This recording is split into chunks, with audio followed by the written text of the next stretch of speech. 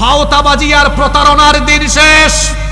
54 বছর ধরে যারা দারিদ্রতা মুক্ত ক্ষুধা মুক্ত বাংলাদেশের কথা বলে বলে বক্তব্য দিয়ে দিয়ে ক্ষমতায় গিয়ে নিজেদের ক্ষুধা মিটিয়েছে, বাংলাদেশ থেকে দারিদ্রতার ক্ষুধা নিবারণ করতে পারে নাই। আমি আজকে চাঁদপুর থেকে চ্যালেঞ্জ করে গেলাম, একবার বাংলাদেশের দায়িত্ব আলেম উলামা আর ইসলামপন্থীদের হাতে তুলে দেন। আমরা আল্লাহর দেওয়া এই অর্থনৈতিক ফর্মুলা অ্যাপ্লাই করলে 10 বছরে বাংলাদেশকে আমরা বদলায় দিব। এটা কি চাপাবাজি করছি না বাস্তব কথা বলেছি? কষ্ট হচ্ছে আপনাদের?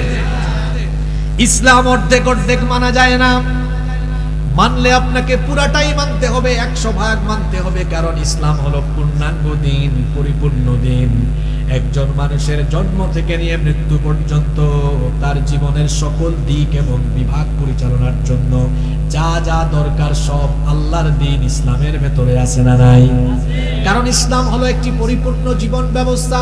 এজন্য বিদায় হজের দিনে আল্লাহ আয়াত নাযিল করে জানিয়ে দিয়েছেন, আল-ইয়াউমা আকমালতু লাকুম দীনাকুম ওয়া আতমামতু আলাইকুম নি'মাতি ওয়া রাদিতু লাকুমুল ইসলাম দীনা। আল-ইয়াউমা আকমালতু লাকুম দীনাকুম, আজ আমি তোমাদের জন্য তোমাদের দ্বীনকে পরিপূর্ণ করে দিলাম। ওয়া আতমামতু আলাইকুম নি'মাতি, আর তোমাদের উপরে আমার নিয়ামতকে আমি সম্পূর্ণ করে দিলাম। ওয়া রাদিতু লাকুমুল ইসলাম দীনা, এবং রাজি হয়ে খুশি হয়ে ইসলামকে তোমাদের জন্য মনোনীত দিন করে দিলাম।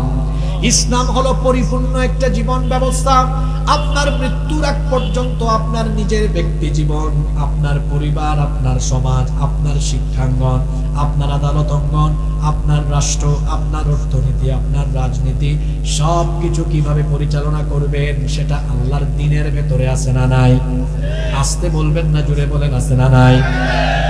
শুধুমাত্র ধর্মীয় কিছু আচার অনুষ্ঠান পালন করার নাম ইসলাম নয়, বরং আপনার জীবনে সার্বিক দিক এবং বিভাগ আল্লাহর দেওয়া বিধান মতো পরিচালনা করার নাম হলো ইসলাম। আপনি যদি নামাজ, রোজা, হজ, যাকাত, ইবাদত বন্দেগীর ক্ষেত্রে ইসলাম মানেন, কিন্তু আপনার ব্যবসা বাণিজ্য, আপনার অর্থনীতি, আপনার রাজনীতি, আপনার সমাজনীতি, আপনার জীবনের অন্যান্য দিক এবং বিভাগে আপনি যদি ইসলাম না মানেন, তাহলে পরিস্থিতিটা এমন হবে যে আপনি কিছু মানতে গিয়ে আর কিছু না মেনে আপনি আর ইমানের খাতায় নাম লেখাতে পারবেন না, হয়ে যাবেন নিফাকের খাতায় চলে যাবেন। ঠিক না বেঠিক? আল্লাহ তাআলা বলছেন, আফাতুমিনুনা বিবাদিল কিতাবি ওয়া তাকফুরুনা বিবাদ, তবে কি তোমরা আল্লাহর কিতাবের কিছু অংশ মানো আর কিছু অংশ মানো না? এমনটা যারা করো, ফামা জাযাউ মান ইয়াফআলু যালিকা মিনকুম ইল্লা খিzyun ফিল হায়াতিদ দুনিয়া ওয়া ইয়াউমাল কিয়ামাতি ইউরাদ্দুনা ইলা আশাদ্দিল আযাব ওয়া মাল্লাহু বিগাফিলিন আম্মা তা'মালুন। এমনটা যারা করবে দুনিয়ায় তারা লাঞ্ছনা, গঞ্জনা আর অপমানের জীবন পাবে, আর কিয়ামতের ময়দানে তাদেরকে কঠিন শাস্তির সম্মুখীন যিনি করবেন তিনি কে? কুরআন কিছু মানবেন, কিছু মানবেন না, এমনটা হতে পারে। 100 ভাগ মানতে হবে। আপনাদের মনোযোগ কি আছে? একদম লাইনে উঠাইছে, এখন অমনোযোগী হয়ে যায়। কুরআন মানলে সব জায়গায় মানতে হবে। এটাকে আপনি আপনার নিজের জীবনে, আপনার পরিবার চালাতে, সমাজ চালাতে, দেশ চালাতে, সব জায়গায় আল্লাহর বিধানকে গ্রহণ করে নিতে হবে। কিন্তু আমার দেশে আপনি এমন বহু মুসলমান পাবেন যেই ব্যক্তি তার ব্যক্তি জীবনে কোরআন মানতে চায়, পরিবারে, সমাজে, রাষ্ট্রে কোরআন মানতে চায় না। এমন মানুষ বলেন তো আমার সমাজের আশেপাশে আছে না নাই? আপনাদের মসজিদে খতিব সাহেব জুমার দিনে ওয়াজ করতে গিয়ে বললেন, সম্মানিত মুসল্লিবৃন্দ, আমাদের এই গ্রামের মসজিদটা আল্লাহর আইনের ভিত্তিতে, কোরআনের আইনে চলুক, আমরা চাই কিনা? সবার আগে সভাপতি হাত তুলে বলবে, হুজুর আমি আছি। সেক্রেটারি, কোষাধ্যক্ষ সবাই বলবে আমি আছি। মুসল্লিরাও বলবে, হুজুর আপনি তো সুন্দর কথা বলেছেন, আমাদের এই মসজিদ আল্লাহর আইনে কোরআনের আইনে চলুক, আমরা সবাই একমত। হুজুর যদি খুশি হয়ে এবার পরবর্তী পয়েন্টে বলে যে আল্লাহর আইনে, কোরআনের আইনে মসজিদ চলবে, সে আল্লাহর আইনে আমাদের সমাজও চলবে, দেশও চলবে। একটু আগে হাত তুলে হুজুরকে সাপোর্ট করছিল যারা, এদের মধ্যে বেশিরভাগ লোক হুজুরের এই কথা শোনার পরে হুজুরের চাকরি খাওয়ার জন্য উঠে পড়ে লেগে যাবে তারা। বুঝলাম না, কিছুক্ষণ আগে হুজুরকে খুব বাহবা দিল, হুজুর আমরা আপনার সাথে আছি। আর হুজুর যখন বলবে যে কোরআন দিয়ে সমাজও চলুক, দেশও চলুক, বলবে আমাদের হুজুরটা এতদিন ভালো ছিল, এখন হুজুরটা রাজনীতি শুরু করে দিয়েছে। তো রাজনীতিকে শুধু তার বাপদাদার সম্পদ সে করবে, হুজুর বলবে না? আরে পৃথিবীর সমস্ত পয়গম্বরেরা আল্লাহর দেওয়া বিধানের ভিত্তিতে সমাজ রাষ্ট্র পরিচালনার কথা বলেছেন। সুতরাং নবী রাসূলগণের ওয়ারিস আলেম উলামারাও সেই কথা বলবে, বাধা দেওয়ার অধিকার কারো না। আমরা তো আপনার মতো কোনো নেতা নেত্রীর পূজা করি না, আমরা মানুষকে কোনো দলের দিকে ডাকি না, আমরা কোনো দলের দালালিও করি না, কোনো নেতা নেত্রীর দালালিও করি না। আমরা কেবলমাত্র মানুষকে ডাকি আল্লাহর দিকে আর আল্লাহর রসুলের দিকে। আল্লাহর রসুলের জীবন ছিল টোটাল 63 বছর। জোরে বলেন তো কত বছর? আমার দিকে তাকা, জরুরি কথা বলবো। আল্লাহর রসুলের জীবন ছিল কত বছর? আল্লাহ রসুলের এই 63 বছরের জিন্দেগিকে দুই ভাগে ভাগ করা হয়, আল হায়াতুল মাক্কিয়াহ ওয়াল হায়াতুল মাদানিয়াহ, মাক্কি জীবন আর মাদানী জীবন। এই 63 বছরের মধ্যে আল্লাহ রসুল মক্কায় ছিলেন 53 বছর আর মদিনায় ছিলেন বাদবাকি 10 বছর। মাক্কি জীবনের 53 বছরকে আবার দুই ভাগে ভাগ করা হয়। 40 পর্যন্ত বলা হয় নবুয়ত পূর্ব জীবন, আর 40-এর পরবর্তী 13 বছরকে বলা হয় নবুয়ত পরবর্তী মাক্কি জীবন। 40 বছর পর্যন্ত নবীজিকে কেউ গালি দেয় নাই, বকা দেয় নাই, নবীজির কেউ বিরোধিতাও করে নাই। 40-এ যখন কোরআন অবতরণ আরম্ভ হলো আর নবীজি কোরআনের দিকে মানুষকে ডাকা আরম্ভ করলেন, এবার মক্কার কাফিরদের কাছে যিনি সবচেয়ে ভালো মানুষ ছিলেন, এবার সেই ব্যক্তিটি তাদের কাছে সবচেয়ে অপ্রিয় হয়ে গেলেন। তারা শুরু করলো গালিগালাজ, শুরু করলো তারা নির্যাতন নিপীড়ন, তুমুল বিরোধিতা, চরম নির্যাতন নিপীড়নের সম্মুখীন হয়েও আল্লাহর নবী রক্ত ঝরিয়ে 13টি বছর মানুষের কাছে কোরআনের দাওয়াত দিয়েছেন। আর এই 13 বছর তিনি কোরআনের শিক্ষায় কিছু মানুষকে শিক্ষিত করে কোরআনের আলোয় আলোকিত, কোরআনের আলোয় আলোকিত কিছু মানুষ তিনি তৈরি করলেন। এই 13 বছরে, এই 13 বছরে কোরআনের আলোয় আলোকিত কিছু মানুষ তৈরি করলেন। এরপরে আল্লাহর হুকুমে হিজরত করে যখন মক্কা থেকে মদিনায় চলে গেলেন, এবার কোরআনের আলোয় আলোকিত হওয়া, কোরআনের দীক্ষায় দীক্ষিত হওয়া, কোরআনের শিক্ষায় তৈরি হওয়া এই মানুষগুলোকে বিভিন্ন জায়গায় সেট করে তিনি একটি রাষ্ট্রের গোড়াপত্তন করে মদিনার রাষ্ট্রকে আল্লাহর দেওয়া কোরআনের ভিত্তিতে পরিচালনা করা আরম্ভ করলেন। আল্লাহু আকবার। এখন কোরআনের কথা বলা, কোরআন দিয়ে রাষ্ট্র পরিচালনার কথা বলা, আমাদের দেশে এটা অনেকে শুনলে বলে ধর্ম ব্যবসা করতেছে। যদি কোরআন দিয়ে রাষ্ট্র পরিচালনা করা ধর্ম ব্যবসা হয়, তাহলে রাসূল কোরআন দিয়ে রাষ্ট্র পরিচালনা 10 বছর করলেন কেন? কোরআন দিয়ে রাষ্ট্র পরিচালনা করা ধর্ম ব্যবসা নয়, বরং এটি হচ্ছে রাসূলের রেখে যাওয়া আদর্শ। তাহলে বুঝে শুনে জবাব দেন, কোরআন দিয়ে সমাজ রাষ্ট্র পরিচালনা করা এটা কি ধর্ম ব্যবসা না রাসূলের আদর্শ? জোরে বলেন, কার আদর্শ? আল্লাহর রাসূল কোরআন দিয়ে দেশ চালাইছেন কত বছর? যারা বলে না তাদের এখনো সন্দেহ আছে, এদের পড়াশোনা করা দরকার। কত বছর? জোরে বলেন। আল্লাহর নবী কিন্তু ইমামও ছিলেন, মসজিদে নববীর ইমাম। তিনি নামাজে কোরআন তিলাওয়াত করেছেন, আবার এই কোরআনকে রাষ্ট্রের সংবিধান বানিয়ে এই কোরআনী আইনে একটি রাষ্ট্র পরিচালনা করেছেন। সুবহানাল্লাহ।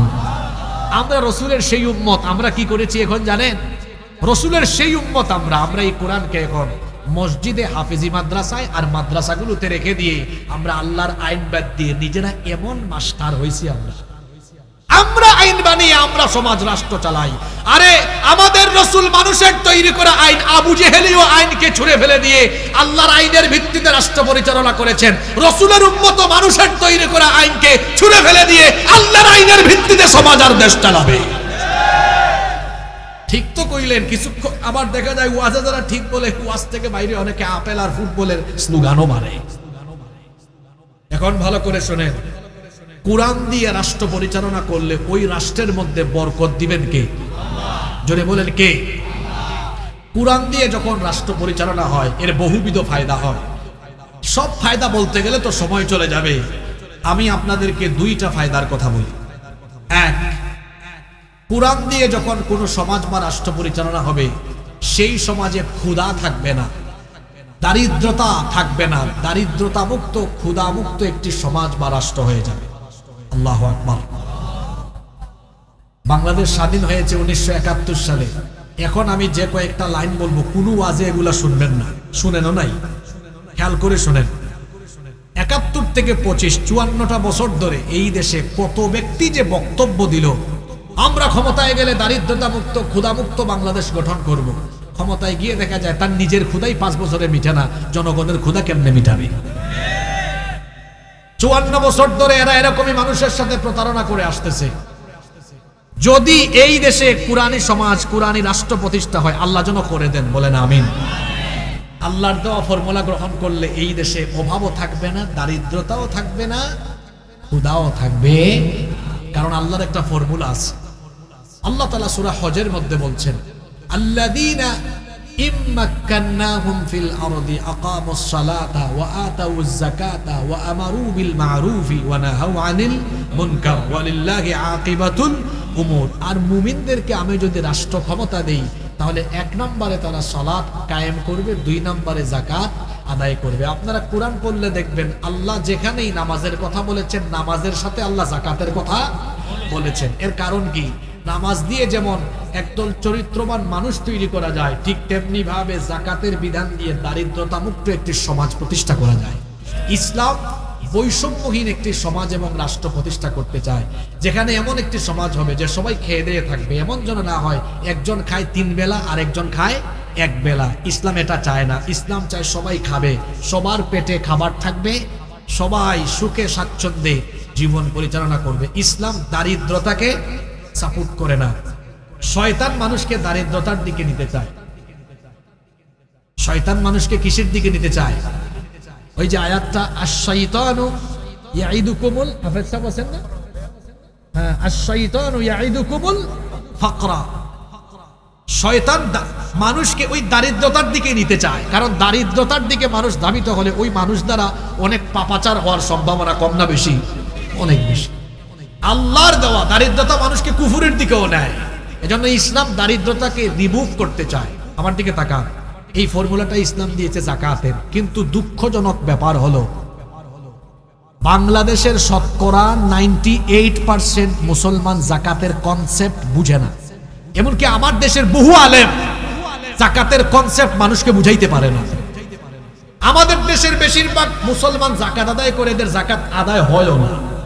তারা অন্যান্য দান সৎকার মতো যাকাত দেয়, কিংবা অনুমান করে দিয়ে দেয়। যাকাত অনুমান করে দিলে হয় না, হিসেব করে দিতে হয়। অনেকে যাকাতের নামে তামাশা করে। কিভাবে? হাজীগঞ্জ বাজারে গিয়ে যাকাতের শাড়ি লুঙ্গি কিনে। কোন শাড়ি লুঙ্গি? যেটা বাজারের সবচেয়ে ফালতু শাড়ি আর ফালতু লুঙ্গি, একবার এরপরে আর পরা যায় না, এরকম শাড়ি বা লুঙ্গি এনে গরিব মানুষদেরকে ডাক দেয় যে অমুক বাড়িতে খান সাহেব, চৌধুরী সাহেব যাকাত দিচ্ছেন, যাকাতের শাড়ি লুঙ্গি বিতরণ করা হচ্ছে, যেটা একবারের বেশি 2 বার পরা যাবে না। এরকম যারা যাকাতের নামে শাড়ি লুঙ্গি বিতরণ করে গরিবের সাথে তামাশা করে, এদের যাকাত আদায় হয়। ফুকাহায়ে কেরাম বলেছেন এভাবে যাকাতের নামে যারা শাড়ি লুঙ্গি বিতরণ করে এদের যাকাত আদায় হয়। যাকাত দিতে হয় কিভাবে? দেখেন, যাকাতের খাত হলো 8টা। জোরে বলেন তো কয়টা? এই 8 খাতের মধ্যে প্রথম 2 খাতে রাখা হয়েছে কাদেরকে? ফকির এবং মিসকিনকে। একটা প্রশ্ন থাকতে পারে, কেন আল্লাহ নাম্বার 1 এবং নাম্বার 2 সিরিয়ালে 1 আর 2 ফকির মিসকিনকে রেখেছেন? কারণ হলো সমাজের অভাবী বঞ্চিত অসহায় মানুষগুলোকে সচ্ছল করার জন্য, স্বাবলম্বী করবার জন্য। এবং এটা কিভাবে করতে হয়? ইসলামী রাষ্ট্র থাকলে এটা রাষ্ট্রীয়ভাবে করবে। কিন্তু রাষ্ট্র যদি নাও করে, ব্যক্তি পর্যায় থেকে বা সামাজিকভাবে আপনি যখন যাকাত দিবেন, যাকাতের উদ্দেশ্য হলো, আমার দিকে তাকান, যাকাতের উদ্দেশ্য হলো গরিব মানুষের, অভাবী মানুষের অসচ্ছলতা দূর করে দেওয়া। একেবারে সংক্ষিপ্ত কথা হলো দারিদ্রতা বিমোচন করা। এবার আসেন বুঝাই। আজকে একটা যুব সংগঠন মাহফিলের আয়োজন করছে না? এটা কি একটা সংগঠন?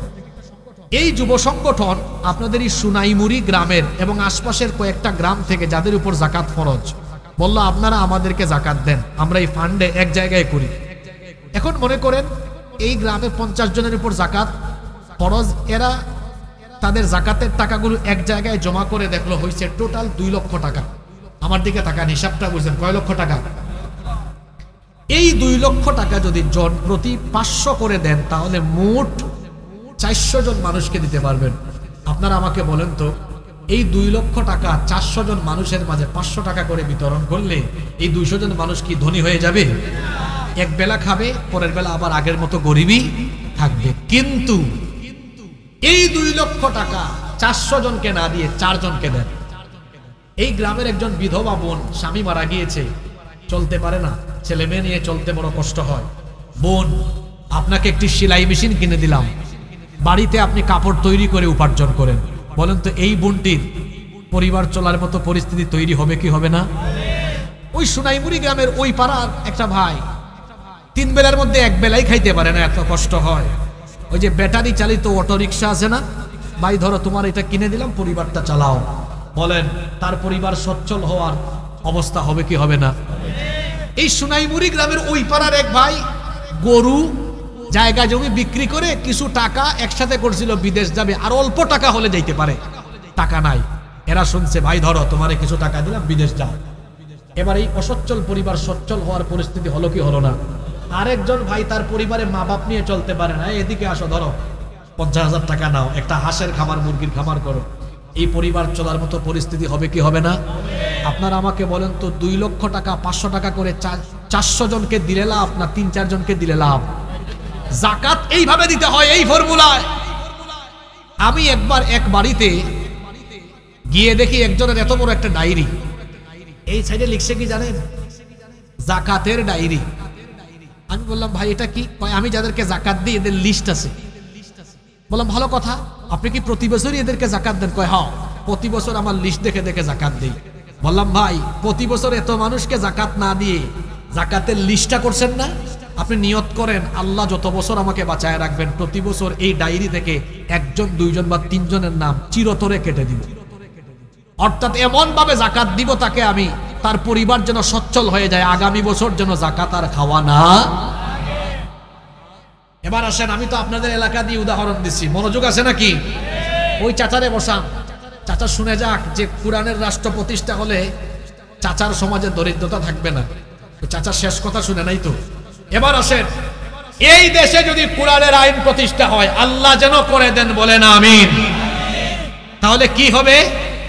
সারা বাংলাদেশের মুসলমানদের সম্পদের হিসাব সরকারের কাছে জমা থাকবে।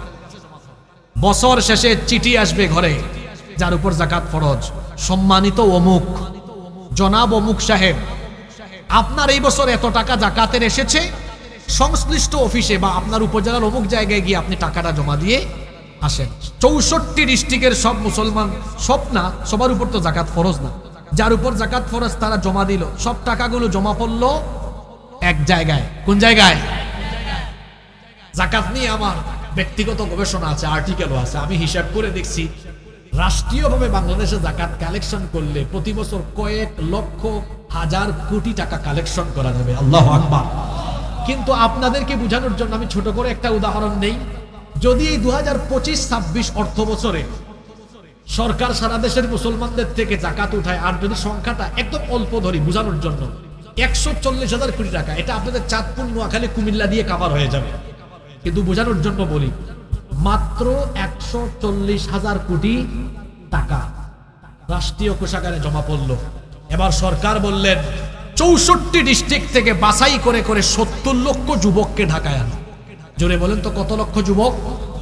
বাংলাদেশে চাকরির বাজারের বাজে অবস্থা, মাস্টার ডিগ্রি কমপ্লিট করে অনেক ছেলে বেজা, অনেক ছেলে বেকার। এখনো 70 লক্ষ যুবককে ঢাকায় আনা হলো। সরকার বললেন প্রত্যেকের হাতে 2 লক্ষ টাকার চেক দাও। কত লক্ষ টাকার চেক? এই নাও 2 লক্ষ, 2 লক্ষ, 2 লক্ষ। এখন 70 লক্ষ বেকার যুবককে 2 লক্ষ টাকা করে চেক দিলে সর্বমোট কত হয়? 140,000 যদি প্রয়োগ করে এই রকম 10 বছর বাংলাদেশে অ্যাপ্লাই করা যায়, আপনারা নিরপেক্ষ মন মগজ নিয়ে বলেন তো 10 বছর পরে হারিকেন দিয়ে খুঁজে কোথাও আপনি একজন গরিব আর ক্ষুধার্ত মানুষ পাবেন? জোরে বলেন, পাবেন? সন্দেহ আছে? যাদের সন্দেহ আছে মানে কথা বলে না, এরা এই 10 মিনিট মনোযোগ দিয়ে ওয়াজ শুনে নাই, এরা ইউটিউব থেকে পরবর্তীতে শুনে নিবে হুজুর যে কি গুরুত্বপূর্ণ কথা বলে গেছে। যদি 10 বছরে এই রকম বাংলাদেশে যাকাতের এই ফর্মুলা প্রয়োগ করা হয়, গরিবও থাকবে না, ক্ষুধার্ত। ভাওতাবাজি আর প্রতারণার দিন শেষ। 54 বছর ধরে যারা দারিদ্রতা মুক্ত ক্ষুধা মুক্ত বাংলাদেশের কথা বলে বলে বক্তব্য দিয়ে দিয়ে ক্ষমতায় গিয়ে নিজেদের ক্ষুধা মিটিয়েছে, বাংলাদেশ থেকে দারিদ্রতার ক্ষুধা নিবারণ করতে পারে নাই। আমি আজকে চাঁদপুর থেকে চ্যালেঞ্জ করে গেলাম, একবার বাংলাদেশের দায়িত্ব আলেম উলামা আর ইসলামপন্থীদের হাতে তুলে দেন। আমরা আল্লাহর দেওয়া এই অর্থনৈতিক ফর্মুলা অ্যাপ্লাই করলে 10 বছরে বাংলাদেশকে আমরা বদলায় দিব। এটা কি চাপাবাজি করছি না বাস্তব কথা বলেছি? ইসলাম মানলে পুরাটাই মানেন। আপনি কি করেন? আপনি নামাজে আসেন, রোজাও রাখেন, হজও করেন, যাকাতও দেন, কার হুকুম মতো? আর যখন মিছিলটা মারেন, অর্থনীতি আর রাজনীতি করেন, আপনার সমাজ রাষ্ট্র দেশ আইন কানুন সব চালানোর বেলায় আল্লাহর আইন মানেন না, মানুষের তৈরি করা আইন মানেন। আপনি কি পূর্ণাঙ্গ ইসলামে ঢুকতে পেরেছেন? জোরে বলেন, পূর্ণাঙ্গ ইসলামে ঢুকতে পেরেছেন? যে আল্লাহর হুকুম মতো আমি নামাজ আদায় করব, যে আল্লাহর বিধান মতো আমি কুরবানি করব, যে আল্লাহর বিধান মতো আমি হজ করব, যে আল্লাহর বিধান মতো আমি যাকাত দিব, সেই আল্লাহর বিধান মতো আমি আমার পরিবার চালাবো, সে আল্লাহর বিধান মতো আমি আমার সমাজ চালাবো, সে আল্লাহর বিধান মতো আমি আমার কোর্ট কাচারি আইনাঙ্গন চালাবো, সে আল্লাহর বিধান মতো আমি আমার সমাজ রাষ্ট্র অর্থনীতি রাজনীতি সব চালাবো। কারণ একজন ব্যক্তি যখন ঈমান গ্রহণ করে, ঈমান গ্রহণের পরে সেই ব্যক্তির মৃত্যু পর্যন্ত যার হুকুম মানতে হবে, জোরে বলেন তিনি কে? আরো জোরে বলেন তিনি কে? মুনাফিক যারা, তারা আল্লাহর আইনকে সব জায়গায় মানতে চায় না। এজন্য আল্লাহ কোরআনে কারিমে বলেছেন, ওয়া ইদা কিলা লাহুম তাআলাউ ইলা মা আনজালাল্লাহু ওয়া ইলার রাসূলি রাআইতাল মুনাফিকিনা ইয়াসুদ্দুনা আনকা সুদুদা। আর যখন তাদেরকে বলা হয় ফিরে আসো আল্লাহ যা নাজিল করেছেন আল্লাহর বিধানের দিকে আর রাসূলের তরিকার দিকে, রাআইতাল মুনাফিকিনা ইয়াসুদ্দুনা আনকা সুদুদা, নবী আপনি দেখবেন মুনাফিকরা তখন আল্লাহর বিধান অমান্য করার জন্য পাশ কাটিয়ে চলে যায়। আল্লাহর কোরআন পৃথিবীর মানুষকে কয় ভাগে ভাগ করেছে? জোরে বলেন কয় ভাগ? 3 ভাগের মধ্যে জান্নাতি কয় দল? আরো জোরে বলেন কয় ভাগ? বাকি 2 ভাগ জাহান্নামী, কাফিরও জাহান্নামী, মুনাফিকও জাহান্নামী। তবে কাফিররা জাহান্নামের উপরে গেলেও মুনাফিক যাবে জাহান্নামের সর্বনিম্ন স্তরে। কাফিরের চাইতে মুনাফিক ভালো না খারাপ? আরো জোরে বলেন ভালো না খারাপ? কাফিরের চেয়ে মুনাফিক খারাপ। আর মুনাফিক কিন্তু মাত্র এক সমাজে পাওয়া যায়, সেটা হলো মুসলমান সমাজ। কেউ যদি বলে হুজুর আমি হিন্দু দেখবো, কোথায় যাব? আমি বলবো ভারতে যান, দেখবেন কোটি কোটি হিন্দু আছে। কেউ যদি বলে হুজুর আমি খ্রিস্টান দেখবো, কোথায় যাব? আমেরিকা ইংল্যান্ডে যান। কেউ যদি বলে হুজুর আমি বৌদ্ধ দেখবো, কোথায় যাব? তাহলে আপনি মিয়ানমারে এবং চীনে যান, বৌদ্ধ দেখবেন। কেউ যদি বলে হুজুর আমি অসভ্য ইহুদি দেখবো, কোথায় যাব? বলবো দখলদার ইসরায়েলে যান। এবার কেউ যদি প্রশ্ন করে বলে হুজুর আমি মুনাফিক দেখতাম, কোন দেশে যাইতাম? না গো ভাই, বাংলাদেশে যাওয়া লাগবে না, আপনার এই এলাকায়ও মুসলমানের বেশ ধরে মুনাফিক লুকিয়ে থাকতে পারে। তার মানে মুসলমান আছে যেখানে, মুনাফিক আছে। এখন মুনাফিকের কপালেও সাইনবোর্ড নাই, পিঠের মধ্যেও সাইনবোর্ড নাই, তো মুনাফিক চিনবেন কেমনে? মুনাফিক তো টুপিও লাগায়, মুনাফিক দাড়িও রাখে, পাঞ্জাবিও পরে, মাঝে মাঝে জুব্বাও পরে, বাহ্যিক ভাবে বাহিরে ইসলামের লেবাস ধরে, আর তলে তলে মুনাফিক ইসলামকে জবাই করে। মুনাফিক চিনবেন কেমনে? মুনাফিকের খাসলত কোরআনে তুলে দিয়েছেন কে? তার একটা খাসলত আজকে বললাম, সেটা কি? সে মুখে ঈমানের কথা বলে কিন্তু বাস্তব জীবনে ঈমানের বিপরীত বহু কাজ করে। সে ঈমান এনেছে বলে কিন্তু সব জায়গায় আল্লাহর হুকুম মানতে চায়। সে রাজনীতিতে আল্লাহর হুকুম মানতে চায় না, সমাজে মানতে চায় না, রাষ্ট্রে মানতে চায় না। যে ব্যক্তি ঈমান আনার পরে 1% জায়গাও আল্লাহর বিধান মানতে চাইবে না, আল্লাহর কসম সেই ব্যক্তি মুমিন নয়, মুনাফিক হয়ে মরবে। তাহলে বলেন, আমরা যারা এখানে এসেছি, আমরা ইসলাম কি অর্ধেক অর্ধেক মানবো, অল্প অল্প মানবো, না পুরাটা মানবো? আল্লাহর হুকুম হলো পুরাটাই মানতে হবে। এজন্য আল্লাহ বলেছেন, ইয়া আইয়ুহাল্লাযীনা আমানু দুখুলু ফিস-সিলমি কাফা, হে ঈমানদারেরা পরিপূর্ণভাবে ইসলামে প্রবেশ করো। ওয়ালা তাত্তাবিউ খুতুওয়াতিশ শাইতান, শয়তানের পদাঙ্ক, শয়তানের পথ অনুসরণ করো না। ইন্নাহু লাকুম আদুউম মুবিন, কারণ সে হলো তোমাদের সবচাইতে বড় এবং প্রকাশ্য দুশমন। শয়তানের কাজ হলো মানুষকে আল্লাহর পথ থেকে দূরে সরিয়ে নেওয়া। আর এই ওয়াদা শয়তান করেছে কার সাথে? আরো জোরে বলেন, কার সাথে? শয়তান ছিল প্রথমে জান্নাতে। জোরে বলেন, শয়তান ছিল কোথায়? ইবলিস ছিল জান্নাতে। আল্লাহর হুকুম অমান্য করে জান্নাত থেকে সে বিতাড়িত হয়েছে। যখন সে জান্নাত থেকে বিতাড়িত হয়েছে, তখন সে আল্লাহর সাথে ওয়াদা করেছে, তুমি আমাকে আদমের কারণে জান্নাত থেকে বের করে দিলে, সুতরাং আমিও আদম আর তার ছেলে মেয়েদেরকে জান্নাত থেকে বের করে জাহান্নামে নিয়ে যাওয়ার ওয়াদা করলাম। কার সাথে? সূরা আরাফে আল্লাহ তুলে দিয়েছেন, ইবলিস জান্নাত থেকে বিতাড়িত হয়ে বলেছিল, ফাবিমা আগুওয়াইতানি লা আকুদান্না লাহুম সিরাতাকাল মুস্তাকিম, যে আদমের কারণে তুমি আমাকে জান্নাত থেকে বের করে দিয়েছো, এই আদম এবং তার বংশধরদেরকে সিরাতুল মুস্তাকিম, সোজা পথে চলতে বাধা দেওয়া, এটাই হবে আমার প্রধান এবং প্রথম কাজ। আর কিভাবে আমি তাদেরকে বাধা দিব? ইবলিস বলল, সুম্মা লাআতিয়ান্নাহুম মিন বাইনি আইদিহিম ওয়া মিন খালফিহিম ওয়া আন আইমানিহিম ওয়া আন শামাইলিহিম ওয়া লা তাজিদু আকসারাহুম শাকিরিন। আমি এদেরকে সামন দিক থেকে, পিছন দিক থেকে, ডান দিক থেকে, বাম দিক থেকে, চতুর্দিক থেকে আমার সর্বনাশী প্রতারণার জাল বিস্তার করে জাহান্নামমুখী বানিয়ে ফেলবো। ইবলিস আল্লাহর সাথে ওয়াদা করে এসেছে সে আমাদেরকে আল্লাহর পথ থেকে বিচ্যুত করবে।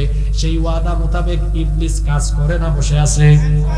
দেখেন, আমরা মুখ দিয়ে বলি ঈমান এনেছি, কিন্তু আমরা ঈমান আনার পরে ইসলামে পুরোপুরি ঢুকি নাই। কিছু মানে না। ইবলিস আমাদেরকে ইসলামের ভেতরে পুরাটা ঢুকতে দেয় না।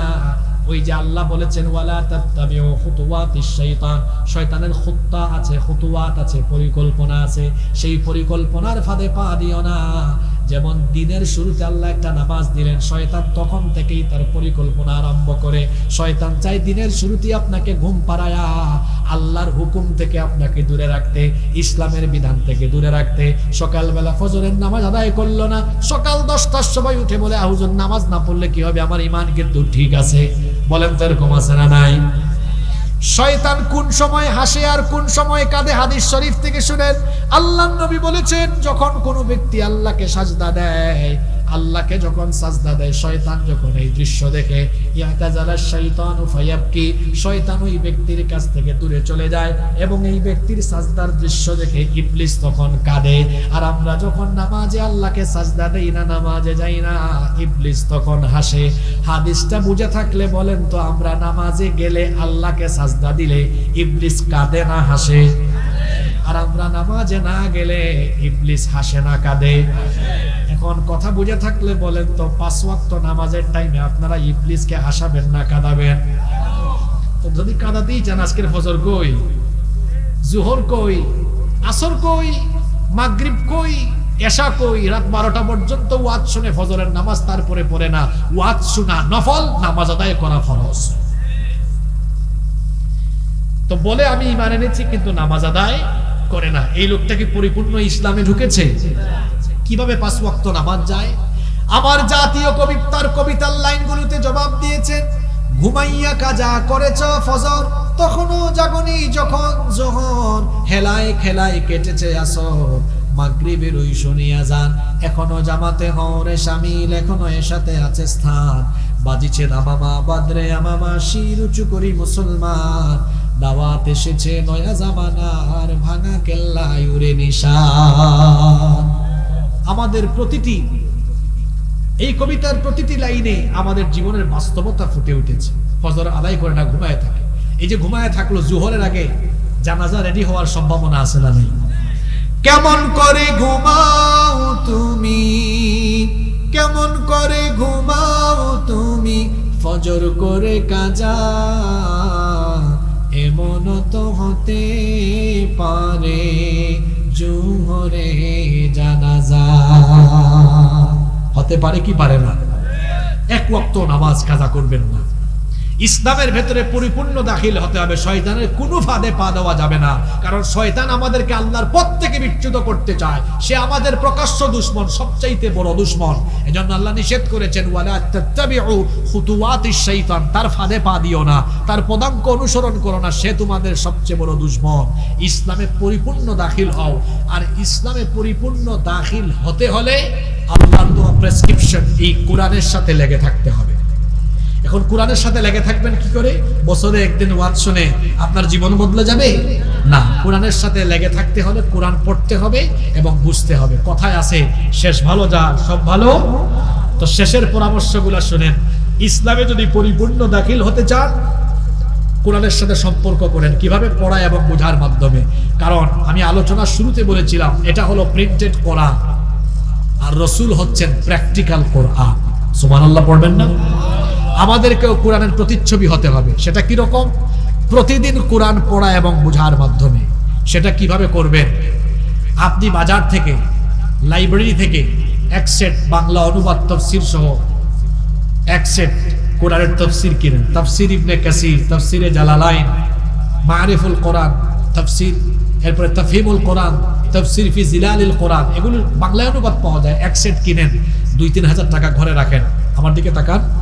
প্রতিদিন 5 আয়াত করে পড়েন ফজরের পরে, অর্থ এবং ব্যাখ্যা সহ। সময় লাগবে 10-12 মিনিট, 15 মিনিট। আমি ক্যালকুলেটর থেকে হিসাব করে বলতেছি, প্রতিদিন 5 আয়াত করে পড়লে পুরা কোরআন অর্থ ব্যাখ্যা সহ শেষ করতে আপনার সময় লাগবে 4 বছর। ক্যালকুলেটরে হিসাব করে মিলায় নিয়েন। 5-এর জায়গায় 10 আয়াত করে পড়েন ডেইলি, সময় লাগবে কয় বছর? 2 বছর। 20 আয়াত করে পড়েন, সময় লাগবে কত? 1 বছর। 40 আয়াত করে পড়েন, সময় লাগবে কত বছর? 6 মাস। 80 আয়াত করে পড়েন, সময় লাগবে কত? কি সুন্দর পরিকল্পনা! পরিকল্পনা ছাড়া কোনো কাজ সুন্দর হয় না। এখন আপনাদেরকে বলে গেলাম, 5 করে পড়লে কত বছর? 10 করে পড়লে 2 বছর। 20 করে পড়লে 1 বছর। 40 করে পড়লে, আমার মনে হয় 40-80 বেশি হয়ে যাবে। 5, 10 বা 20, এই 3টা থেকে যে কোনো একটা গ্রহণ করুন। যুবক ভাইদেরকে বলবো 10, ছাত্রদেরকে বলবো 20, মুরব্বীদেরকে বলবো অন্তত 5 আয়াত করে পড়েন। তাও দেখবেন মরার আগে অন্তত হায়াত থাকলে একবার পুরা কোরআন অর্থ ব্যাখ্যা সহ পড়া শেষ হবে। এবছর মাহফিল হয়েছে, যুবক ভাইরা আগামী বছর মাহফিল করবে ইনশাআল্লাহ। আপনি চাইলে আগামী বছরের মাহফিলের আগে পুরা কোরআন নিজে একবার পড়তে পারবেন। কয় আয়াত করে বললে? 20 আয়াত। কয় আয়াত? 20 আয়াত। শুধু একদিন ওয়াজ মাহফিলের আয়োজন করে আর একদিন ওয়াজ শুনলেই সব দায়িত্ব শেষ হয়ে যাবে না। এজন্য সর্বশেষ আপনাদেরকে অনুরোধ করব, আজকের যে আয়াত আমি তেলাওয়াত করলাম, হে মুমিনেরা, পরিপূর্ণ ইসলামে দাখিল হও। পরিপূর্ণ ইসলামে দাখিল হতে হলে আল্লাহর কোরআন পড়ে বুঝে উপলব্ধি করে কোরআনের আলোয় নিজেকে আলোকিত করতে হবে। তখনই পরিপূর্ণ ইসলাম মেনে ইসলামের ভেতরে পরিপূর্ণ থাকা সম্ভব হবে ইনশাআল্লাহ। আল্লাহ তাআলা আমাদেরকে কথাগুলো বুঝার এবং মানার তৌফিক দান করেন।